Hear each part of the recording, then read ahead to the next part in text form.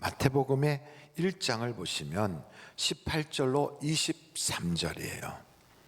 그 마태복음 1장 18절로 23절에 보면 특별히 그 말씀 23절을 한번 같이 읽도록 하겠습니다. 시작.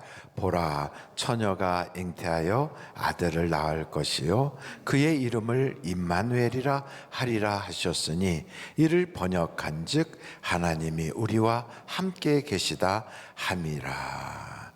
그러니까 여러분, 임마누엘이라고 하는 뜻은 하나님이 우리와 함께 계시다 하는 뜻입니다. 하나님이 우리와 함께 계실 때 어떤 분은 손님으로 모시고 다니고, 어떤 분은 그냥 낯선 사람으로 이렇게 모시고, 어떤 사람은 모르는 체하고 살고, 근데 어떤 분은 주인으로 섬기고 사는 사람들이 있단 말이죠. 그래서 2022년 우리 성탄절에 이 땅에 오신 그 예수 그리스도께서 우리와 함께 하기 위해서 오셨다면 우리가 주인으로 섬겨야 하겠습니다. 그러니까 주인으로 모시고 사는 삶이 우리에게는 굉장히 중요한 거지요. 요즘 우리가 나라의 그 일들을 보면서 이런 생각이 들어요. 나라에 정치하는 사람이나 권력자나 이런 사람들이 인간의 그 능력의 한계를 느끼니까 이제는 심지어는 역술인들한테까지 물어봐요. 어떻게 해야 되나 하고. 그러니까 우리나라에도 보면 역술인들, 점치는 사람들이 굉장히 많은 거죠. 사실은 이런 역술은 춘추전국 시대 때부터 중국에서 유래가 돼서 흘러왔어요. 근데 그 춘추전국 시대라고 하면 나라의 왕이나 권력자들이나 재산이 있는 사람이나 학식이 있는 사람이나 그게 없는 사람이나 가리지 않고 앞날이 어떻게 될지 모르는 거예요. 두려운 거예요.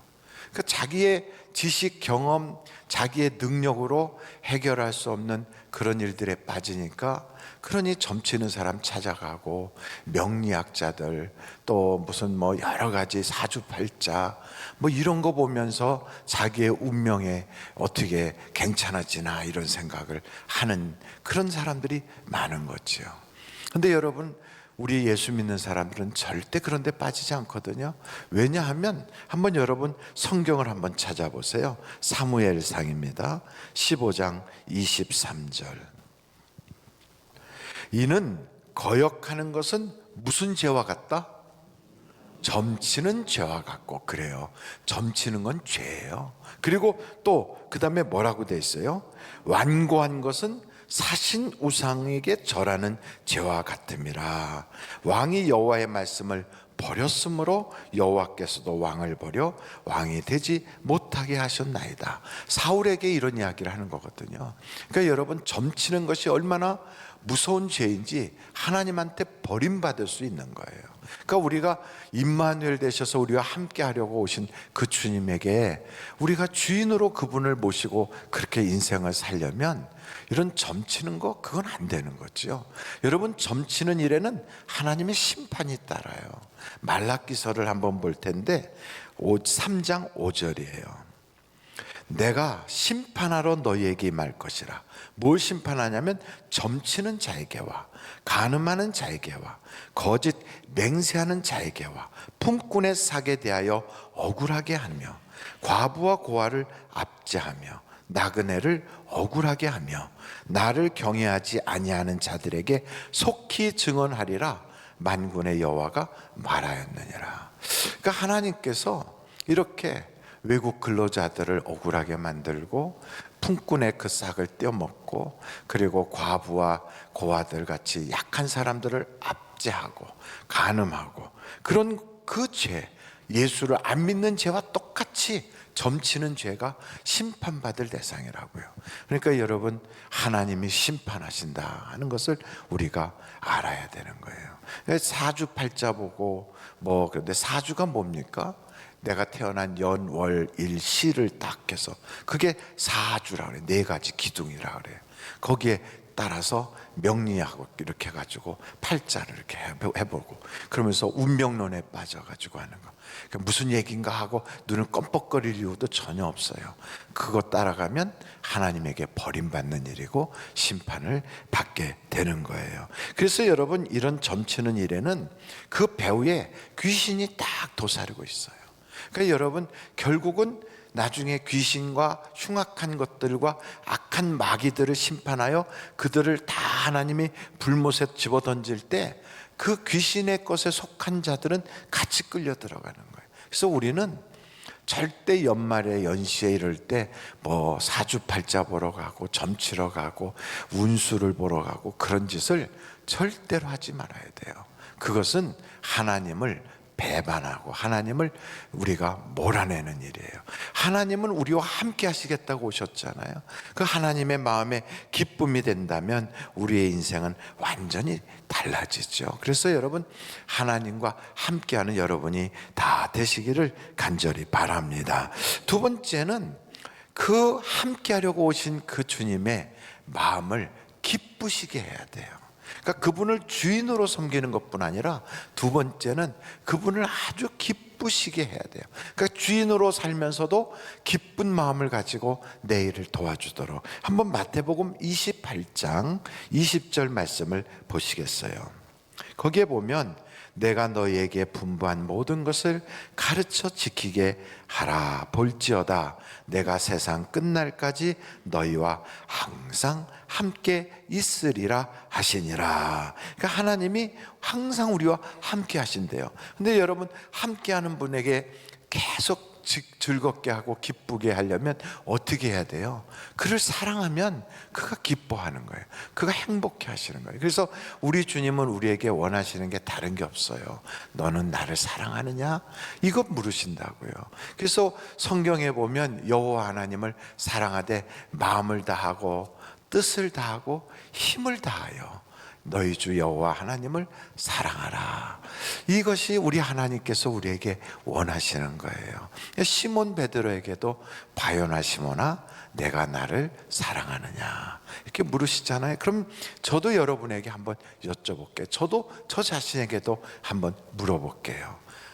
이 세상의 그 어떤 것보다도 하나님을 사랑하십니까? 그러면 아멘 할 수 있어야 돼요. 내 자식보다도, 내 자신보다도, 물질보다도, 내 사업체보다도, 내가 하고 있는 어떤 일보다도, 내가 그렇게 추구하는 내 삶의 어떤 목적보다도 정말 하나님을 사랑하는가? 하나님을 사랑하는 사람은 어떻게 하는가? 하나님이 주신 계명을 지켜요. 여러분, 요한복음 14장 21절을 한번 보시겠어요? 요한복음 14장 21절이에요. 같이 한번 읽어보겠습니다. 시작.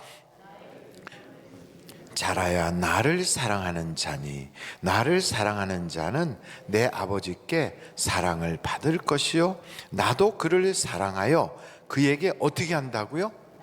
주님을 나타낸다는 거예요. 근데 사랑하는 것은 어떻게 하는 게 사랑하는 거냐? 하나님께서 주신 계명을 지키는 거예요. 그 계명이 뭔가 여러분 우리가 다 알잖아요.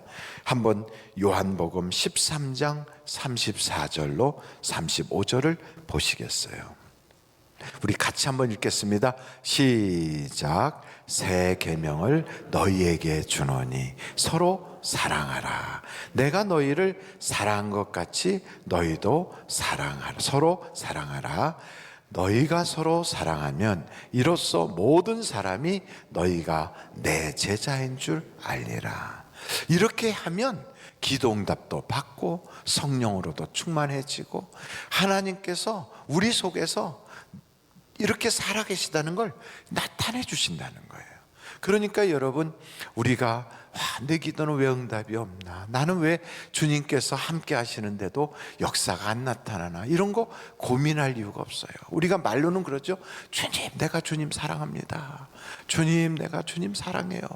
그래서 예수 사랑해요 막 이렇게 외쳐요. 근데 그 사랑이 어떤 것이냐? 그게 바로 계명을 지키는 거예요. 주님께서 주신 계명은 많지가 않아요. 딱 하나예요. 너희가 이미 알고 있는 일이다. 새 계명이다. 근데 그것은 이미 구약 성경에도 계속 나오는 반복된 말씀이거든요.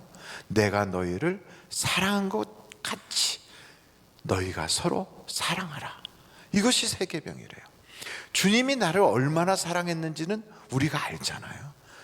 주님께서 나를 이렇게 사랑하셨구나. 하나밖에 없는 아들을 날 위하여 이 땅에 보내셨구나. 여러분, 천지를 창조하신 분이, 그 하나님이 이 세상에, 그것도 아주 가난한 집에 그 여자의 몸으로 이 땅에 오셨다. 오셔가지고 짐승들의 축사에서 출생을 해가지고 거기 먹이통에 누워 있었다. 이렇게 얘기하면 세상에 믿을 사람이 누가 있겠어요? 그리고 이렇게 말하면 신성 모독이에요. 하나님에 대한 완전한 모독이라. 아니, 어떻게 그 존귀하신 분이, 어떻게 천지를 창조하신 그 엄청나신 분이, 그것도 세상에 식민 통치를 받고 있는 아주 형편없는 나라의 가난뱅이 시골 여자, 그 여자를 통하여 이 땅에 출생을 했다? 그것도 어디 길거리에서 태어난 것보다도 더 못하게 짐승의 축사에서 태어나가지고, 그것도 뭐 송아지나 망아지처럼 그런 축사에서 태어난 거예요. 그래가지고 어디 둘 데가 없으니까, 그리고 산모는 지쳐가지고 널브러져 있으니까 그 아기를 그 먹이통에다가 이렇게 눕혀놓은 거예요. 이건 엄청난 아주 모독이죠. 아니, 어떻게 아무 개가 태어났는데 너는 그렇게 태어났어? 그러면 그 사람에 대한 모욕이죠, 그건. 근데 이거는 하나님에 대해서는 신성모독이라고요. 그런데 주님이 그걸 친히 하셨다고요. 왜요? 그보다 더 못한 형편없는 사람들까지도 다 구원하시려고 인간의 모습으로 이 땅에 오셔서, 심지어는 종의 형태로 낮아지셔서 우리를 위하여 죄와 그 저주와 그리고 우리의 허물을, 우리 인생의 모든 문제를 담당해 주셨다고요. 이게 얼마나 큰 사랑입니까? 그런 사랑으로 내 이웃을 사랑하라는 거예요. 그 사랑으로 사랑하라는 거예요. 사랑은 말로만 하는 것은, 그것은 영혼이 없는 사랑이에요. 여러분, 말로만 하는 것은 영혼 없는 것이잖아요. 믿음도 말로만 하는 믿음은 영혼 없는 믿음이라 죽은 믿음이래요. 사랑도 말로만 하는 사랑은 영혼 없는 사랑이라 죽은 사랑이에요. 그래서 여러분, 주님께서는 말로만 하지 않고 행동으로 다, 몸소 다 우리에게 보이셨잖아요. 그래서 십자가에서 달려서 마지막 순간 물과 피를 쏟아내는 그 순간에도 얼마나 사랑하시면, 아버지여, 저들이 몰라서 저렇습니다. 저들의 죄를 용서하옵소서.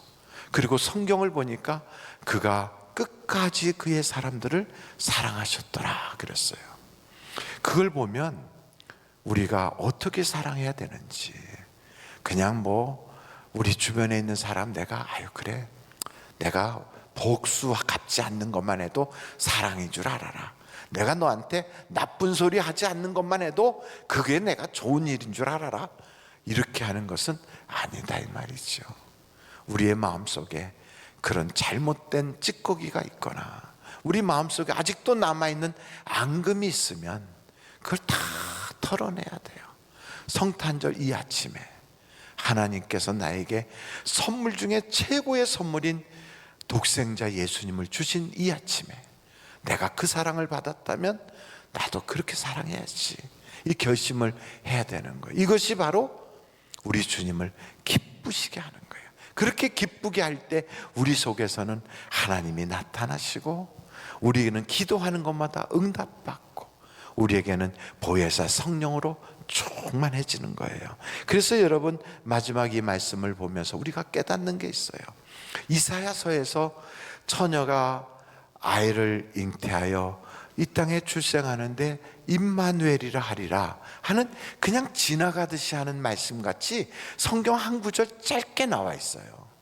근데 그것조차도 이렇게 하나님이 마태복음에 이루시는 걸 보면, 보세요. 얼마나 그 말씀을 생생하게 이루는지. 구약 성경에 보면 이건 정말 예언이라고도 할 수 있을까 싶을 만큼 지나가듯이 말했어요. 여러분 이사야서 7장 보실까요? 거기에 14절에 이런 말씀이 나타나요. 그러므로 주께서 친히 징조를 너희에게 주실 것이라. 보라, 처녀가 잉태하여 아들을 낳을 것이요 그의 이름을 임마누엘이라 하리라. 한 구절 딱 나와 있어요. 성경, 구약 성경에 숱하게 많은데 이게 그냥 한 구절 이렇게 딱 짤막하게 나와 있는 거예요. 이런 거야 지나가듯이 하신 말씀인데 과연 이루실까? 아니란 말이죠. 마태복음에 보면 그걸 이루시는데 얼마나 한 가정에 그걸 가지고 막 고민하게 하는가 보십시다. 여러분 마태복음 1장에 한번 18절부터 보세요. 거기에 보면 예수 그리스도의 나심은 이러하니라. 그 예수님이 어떻게 출생하셨는가? 그의 어머니 마리아가 요셉과 약혼하고 동거하기 전에 아직 약혼만 했어요. 그런데 임신이 된 거예요. 처녀인데 이게 처녀가 아이를 임신한 거예요. 그리고 19절 보세요. 그 남편 요셉은 참 착한 사람, 의로운 사람이에요. 근데 이거를 공개적으로 막 소문내서 이혼을 해버리면 그 마리아가 돌맞아 죽게 생겼거든요. 내가 비록 내 아이는 아니지만 그래도 누군지는 모르지만 누구의 아이를 가진 그 여자를 죽게 할 수는 없으니까 가만히 끊으려고 그렇게 고민을 했다는 거예요. 그럼 우리는 이건 있을 수 있는 고민이잖아요. 그랬더니 20절 보세요. 이런 일을 생각할 때에 주의 사자가 현몽하여 꿈에 하나님의 사자가 나타난 거예요. 이르되 다윗의 자손 요셉아, 내 아내 마리아 데려오기를 무서워하지 마라. 그에게 잉태된 자는 성령으로 된 것이니라. 그러니까 소문은 들었어요. 하나님의 천사가 보내서 임신할 것이라고 얘기해서 아이를 가졌다는 그런 이야기는 들었지만 그런 여자하고 산다는 게 무서워. 아니 세상에 어떻게 내가 저런 여자하고 살 수 있을까? 이런 생각을 하고 있었는데 하나님께서 간섭하시잖아요. 꿈에 나타나서. 왜요? 임마누엘을 이루시기 위하여. 처녀가 아이를 낳아야 되니까. 그래서 하나님이 요셉의 마음을 막 움직이시잖아요. 그래서 어떻게 됩니까? 계속해서 한번 볼까요? 21절 보세요. 아들을 낳으리니 이름을 예수라 하라 하고 요셉에게 알려주시는 거예요. 이는 그가 자기 백성을 그들의 죄에서 구원할 자이심이라 하니라. 그러니까 여자를 데려온 거예요. 22절 보세요. 이 모든 일이 된 것은 주께서 선지자로 하신 말씀을 이루려 하심이라. 그러니까 여러분 하나님의 말씀은 하나도 땅에 떨어지지 않아요. 그대로 다 이루어지는 거예요. 그래서 여러분 성경이 뭐라고 말씀하시냐면 율법의 한 글자도 이 땅이 없어질지라도 없어지지 않는다는 거예요. 여러분 우리가 다 알잖아요. 마태복음 1장에도 마태복음 5장에도 그런 말씀이 있잖아요. 근데 우리가 마태복음 5장 말씀을 한번 살펴볼까요? 마태복음 5장입니다. 마태복음 5장에 거기에 18절을 한번 보세요. 같이 한번 읽어보실까요? 시작.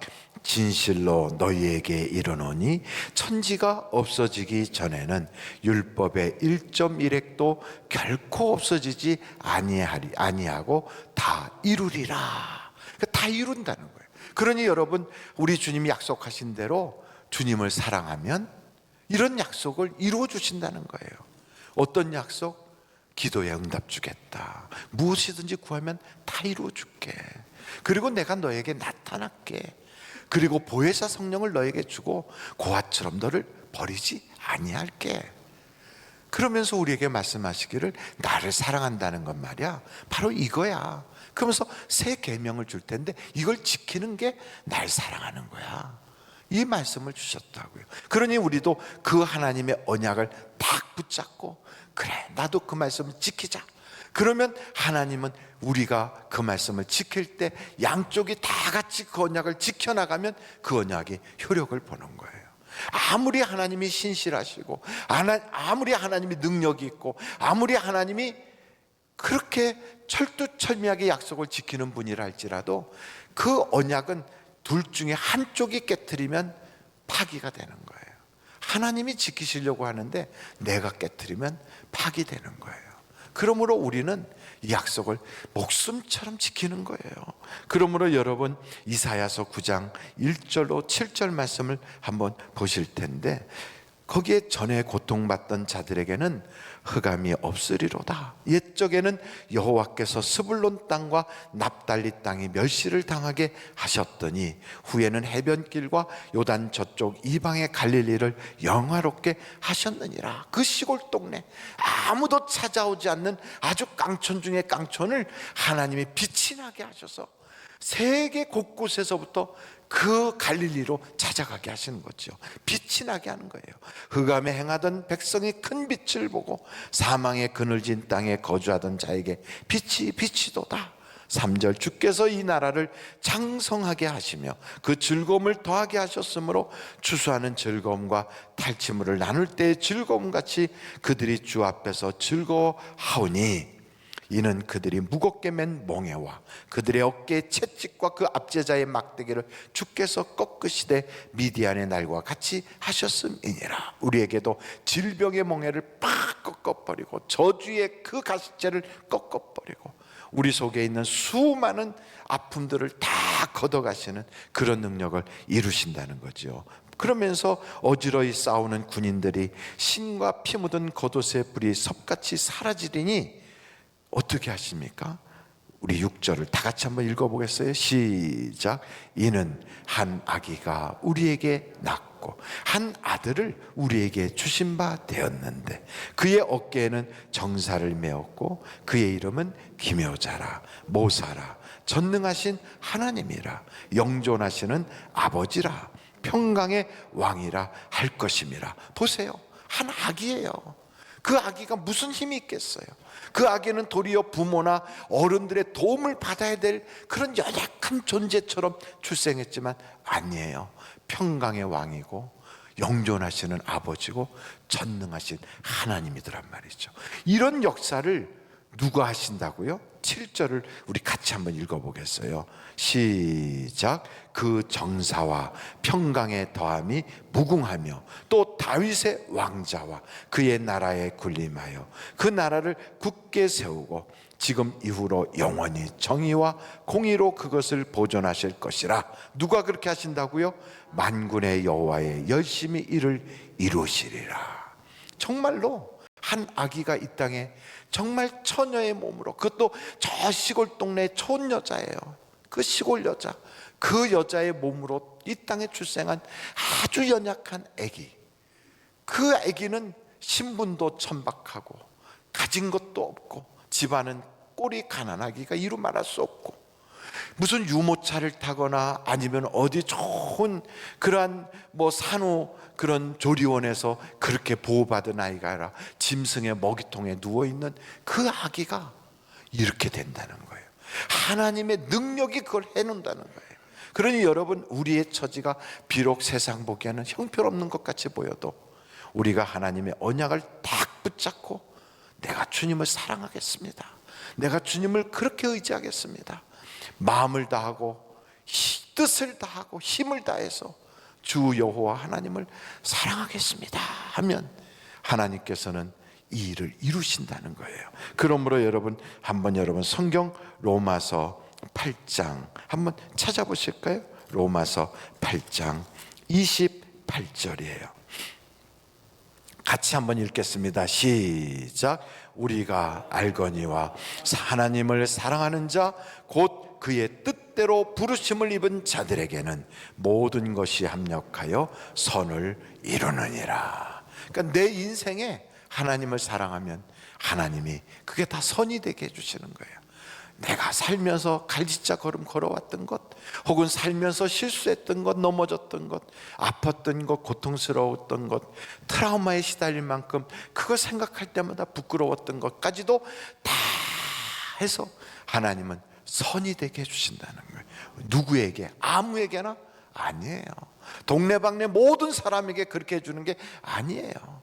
하나님을 사랑하는 자에게 그렇게 해주는 거예요. 그래서 오늘 이 아침, 성탄절 아침에 하나님이 나를 이렇게 사랑하셨다는 걸 우리 주님이 보여주셨잖아요. 그렇다면 나도 그 주님을 사랑해야 되겠다. 하나님이 내게 원하시는 건 딱 하나밖에 없다. 주님 사랑하는 거. 주여, 우리가 주님을 사랑합니다. 주께서 우리가 주를 사랑하는 걸 주님이 아시죠 하는 마음으로 오늘 이 아침에 같이 기도하시겠습니다.